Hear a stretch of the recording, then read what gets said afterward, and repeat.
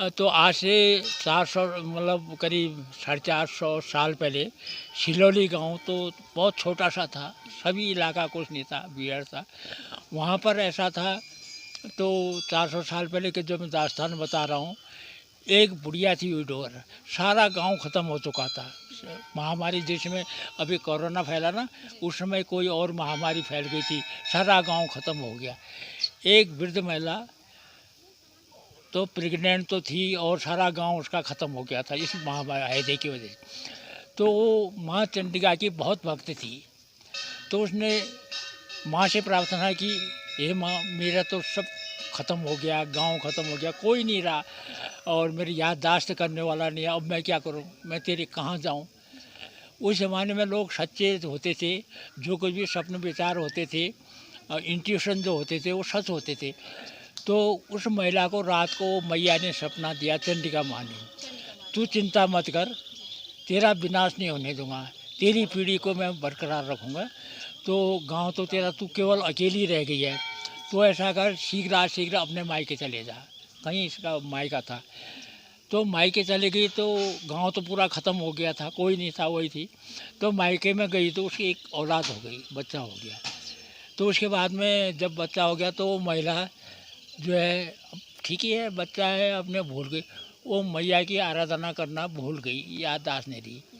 फिर एक दिन सपने में माँ ने उसको दर्शन दिए, कहा तेरी मनोइच्छा पूरी कर दिए और तो उसके बाद में तुमने मेरा कोई ध्यान नहीं दिया। वो महिला को बहुत परेशान हुई, उसने कहा ये तो वाकई सही है। उसने कुछ दिन आराधना वगैरह वगैरह की, उसने फिर मैया से, उस ज़माने में जो गंत होती थी ना, बहुत स्पष्ट होती थी, सच्चे लोग होते, जो कहते थे सच। तो उसने ऐसे पूछताछ की, तो उसमें पूछताछ में निकला कि तूने मैया को बिल्कुल भुला दिया है। उस महिला ने मैया से बार बार माफ़ी मांगते हुए कहा, मैया का मैं लाचार हूँ। उस ज़माने में बीहड़ जंगल था, कोई शहर नहीं, रास्ते नहीं। आज से लगा लो 500 साल पहले क्या होता था, यहाँ से चंडिका घाट जाने के लिए बीहड़ रास्ता था, छोटा सा मंदिर था। वह हरदोई से जो था मंदिर मूर्ति बह के ये रामगंगा के किनारे आए थे, यहाँ पर चंडिका ने अपने स्थापित किया। बैठे साहब, एक मिनट, प्रशासनिक अधिकारी साहब बैठिए, थोड़ी देर बैठिए। तो उन्होंने फिर, महिला ने माफ़ी मांगी, उसने कहा मैं तेरे दर्शन के लिए ज़रूर आती हूँ। लेकिन मैया ने कहा, मैं उसके बाद में, माँ मैं बहुत लाचार हूँ, कोई मेरा सहारा नहीं है, रास्ता नहीं है। उस ज़माने में ये नदी होती ना, ये नीचे इतनी भीड़ होती थी, आदमी चलता था तो बह जाता था बिना सहारे। तो उसने मैया के दर्शन में गया चंडिका घाट में। उसने कहा कि मैं क्या करूँ, मैं तेरे वजह से मेरे को सब कुछ मिला है। मैया ने कहा ठीक है, कहा तेरी भक्ति से तो मैं और तेरी शुरू से बहुत पसंद हूँ, तो अब ऐसा करना, यहाँ से कोई बुजुर्ग को किसी को ले जाके यहाँ से इस रामगंगा नदी मेरे नाम का एक लिंग ले जाओ और उसको एक जगह में जहाँ से मेरा मंदिर को नज़र पड़े वहाँ पर इसको स्थापित कर देना। तो वहीं पर मेरी पूजा करना, मैं वहीं पर तेरे लिए प्रसन्न हूँ, तो यहाँ मत आना। खुशी तो उस ज़माने में सुनते हैं कि तो उस बड़े लोगों में बड़ी सिंपैथी बहुत होती थी। तो उस महिला ने, यहाँ तो ख़त्म हो गई थी, उसने जो बचे खुचे लोग थे एक आधे, उनसे कहा, उन्होंने कहा था ये मड़ का खड़ा है तो और को मोड़ का मार, उन दोनों में लोगों में ह्यूमिनिटी बहुत थी। उन्होंने कहा हम आते थे साथ। तो वो वहाँ गए रामगंगा चंडिका घाट में, वहाँ से मैया का लिंग लाकर उसने निर्देश दिया था कि ऐसी जगह पर लिंग लगाना जहाँ से मेरा जो है ये मंदिर दिखाई दे, यहाँ से चंडिका घाट दिखाई देती है। तो इसको लाने में मड़ का खड़ा है और कुम्मोड़ का मर्दों ने सहयोग दिया है। तो ये जगह ऐसा था कि यहाँ पर देखो, चंडिका घाट तो नहीं गई होगी तुम कभी, रामगंगा वगैरह, तो यहाँ से साफ नज़र आता है। उसके लिए निर्देश आ गया जहाँ से ये मेरा इलाका, तो उसने यहाँ पर स्थापना कर दी। तो यहाँ पर स्थापना करी तो चला भाई, थोड़ा ऐसा नहीं कि छोटा जो गांव का नौला नहीं होता है छपर, वैसा यहाँ पर एक छोटा सा वो मंदिर बनाया लिंग। उसके बाद में थोड़े दिनों बाद में उस महिला को सपने में डरावने सपने आने लगे और वो खेत में जाती तो सांप निकलने लगे। फिर मैया ने आराधना की माँ से कि मैया मैं क्या करूं, मेरे तो ऐसे हो रहे, मैं खेत में सांप दिखते हैं, रात में डरा। मैया ने कहा जब तक तू मेरे मूल पुजारी को यहाँ नहीं लाएगी तेरी पूजा सफल नहीं होगी, तभी होगी। अब वो फिर परेशान महिला, मूल पुजारी कहाँ से। हम अलगड़ा के रहने वाले 2 भाई थे। हमारे पुरखे बुजुर्ग कैलाश मानसरोवर यात्रा को जाते, तब पैदल होती थी, तो कैलाश मानसरोवर यात्रा को जाने के लिए पैदल रास्ता होता था। और स्कंद पुराण में तो एक ये भी उल्लेख है कि यहाँ पर से और वो लोहागाड़ चंपा से होते, शायद यहाँ पर भी वो कैलाश यात्री आते थे। तो हमारे जो बुजुर्ग थे पुरखे, वो कैलाश यात्रा के लिए जा रहे थे, तो अस्कोट के राजा ने और किसपाल राजा ने रास्ते में उनका वो स्वागत करते थे। तो हवन हो रहा था, तो उन्होंने किसी ने बताया ये कैलाश यात्रा को जा रहे हैं, ये गढ़वाल से या बनारस से आए हुए। तो उन्होंने स्वागत, तो जब वो उनकी हवन हो रहा था, हवन की जो वेदी बनी थी, वेदी की जो कोण होता है वो थोड़ा गलत बताता है, गलत। हमारे वो बुजुर्ग ने इतने प्रकांड विद्वान थे कि उन्होंने कहा कि आपकी वेदी गलत बनी है, ईशान कोण में होना चाहिए, इसमें होना चाहिए। तो उन्होंने, राजा ने निवेदन किया कि आप, तो उन्होंने वो किया। उसके बाद में उन्होंने वेदी बनाई, तो उस वेदी में हवन करने लगे। तो हमारे वो बुजुर्ग तो थे, उन्होंने केवल अंगुली का इशारा अग्नि पर जल कर दी बिना किसी माची से। राजा बहुत प्रभावित हुआ, अग्नि पर जल लगे। राजा ने निवेदन किया कि अब ऐसा करना, कैलाश यात्रा से कई साल भर लग आएंगे तो मेरे यहाँ जरूर आना, मैं आपका सम्मान करूँ। 6-7 महीने 1 साल बाद आते होंगे, तो वो वहाँ से आए तो राजा के पास में, चंद राजा के पास में उनका कहा पंडित जी अब ऐसा करें, आप यहाँ पर चंडिका के पुरोहित बनेंगे और आपको 6 गांव जो है विरासत में जहाँ पर दे दी। यहाँ से चिड़िया नौला एक है, तो कभी रसै पाटा और ये जहाँ पर एक एक्सीडेंट हो वहाँ से लेकर चिड़िया खान तक हमारे बुजुर्गों के लगड़ा अभी भी वृत्ति करते, उनकी अभी भी वृत्ति है। तो 2 भाई थे, तो जब यहाँ आए तो उनसे निवेदन किया गांव वालों ने, इसको लाने में वही कुमोड़ का महर और खड़ा 2 थे, उन्होंने निवेदन किया कि पुजारी जी 2 भाई में से एक भाई यहाँ चले आओ पूजा करने के लिए सब। तो उस ज़माने में लोगों ने वो विनती सुनी, तो एक भाई को यहाँ डिपोट किया कि पुजारी के लिए। पहले तो नानकुर किया होगा, यार कैसे जाए दूसरी जगह में, उन्होंने कहा।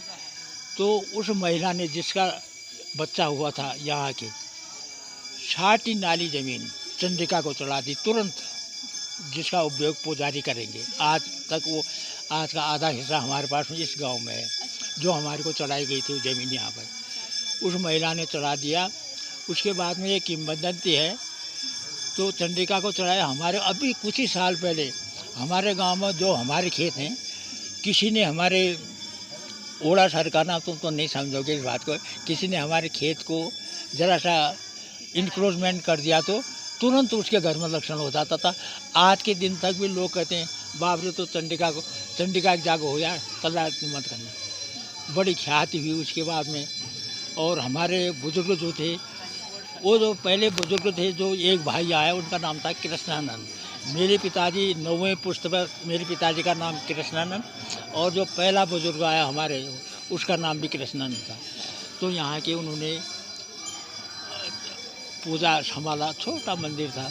करते करते 8 पीढ़ी बीती गई मेरे पिताजी थी में साथ, हम अभी 10वीं पीढ़ी में रहे, मेरे बच्चे लोग इधर। तो यहाँ पर मेरे पिताजी ने 1935 सन में, पर हमारे पिताजी की भी औलाद नहीं हुई। 3 शादियों में 1, 2, 3 कोई औलाद नहीं, कोई हमारे ताऊ जी तथा नहीं। तो हमारे पिताजी भी बड़े खिन्न हो गए, कभी तो छोड़ के कहाँ चले जाऊँ, या जोगी बन जाऊँ, या क्रिश्चियन बन जाऊँ, बहुत सारे सवाल आए। मैया का तो महान व्रत रहता था, 1 शादी 2 शादी 30 शादी से हमारे पिताजी का कल्याण हुआ। आज हम 4 बच्चे हुए हमारे पिताजी के, 4 बच्चे हैं। मैया की कृपा, हाँ, महान कृपा। उसके बाद में उनका कारोबार दिन दोगुना रात चौगुना सफल हुआ। तो हमारे पिताजी ने यहाँ पर मंदिर बनाया। कैसा मंदिर बनाया, ये 3rd है, 1st मंदिर बनाया। जैसे हमारे यहाँ कुछ बड़ा बनाया है 1935 सन में। 1935 सन में ये मंदिर बनाया, तो हमारे पिताजी यहाँ पर पूजा करते। एक ताऊ जी थे, वो तो ख़त्म। करते करते इस मैया की प्रतिष्ठा दिन पर दिन इतनी बढ़ गई कि चंडिका के नाम से लोग थरथराने भी लगे। बड़ा आक्रोशित नाम भी है ना। अगर किसी ने कि जैसे परसों एक अंग्रेज़ आया, अंग्रेज़ आया तो अंग्रेज़ ने पूछा कि यहाँ पर अब ये दीवान सिंह था, ये पूछने लगा कि ये अंग्रेज़ क्या कह रहा है। तो अंग्रेज़ क्या कह रहा है हम तो जानना। मैंने कहा यार मैं भी कैसे बोलूँ अंग्रेज़ से, कैसे नहीं। मैंने कहा ये पूछना चाह रहा है क्या है। मैंने उस अंग्रेज़ से कहा this is the greatest judiciary place, here is no need of advocate, no need of any attorney. मैंने कहा ये सबसे बड़ा न्यायालय है हमारे। मैं आता हूँ, हाँ, हमारे देश का सबसे बड़ा न्यायालय है ये। यहाँ पर सबको न्याय मिलता है। अभी आज के दिन तक कोई किसी को, मैं चंडिका को जाता हूँ और वरदान के लिए तो जो सच्चे मन से आप आइए। आज उस 1935 सन में हमारे पिताजी ने यह मंदिर बनाया। उसके बाद में प्रोग्रेस हुई, इसका नाम इतना तो अब बाहर से भी पूजा आने लगी। ये बाद में इतना हुआ कि हमारे पुस्तक में, किताब में यम यम चिंतिते तम तम कामम प्रसन्न, जब जब आप थोड़ा सा भी चिंतन करें तो मैया के तुरंत दर्शन हो जाते हैं।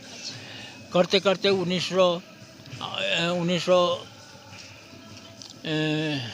2001 में मैया का तो लोगों ने कहा, तो एक मेरे परम मित्र परिचित आर्किटेक्चर DL शाह थे, उनसे मैंने संपर्क किया। वो लखनऊ में रहते हैं। उन्होंने मैंने कहा एक हमारा चंडी, वो बोले भाई मैं तो यहाँ लाया, मैं इतने प्रभावित हुए इस जगह को देख के, मैं कल ही ब्लू प्रिंट बनाता हूँ। करते करते ये रूप बनाया, ये बड़ा वो बनाया, ये बनाया। आज करते करते ये हो गया है। आज दिन पर दिन, रात दिन इसकी उन्नति हो रही है। बाहर से लोग आते हैं।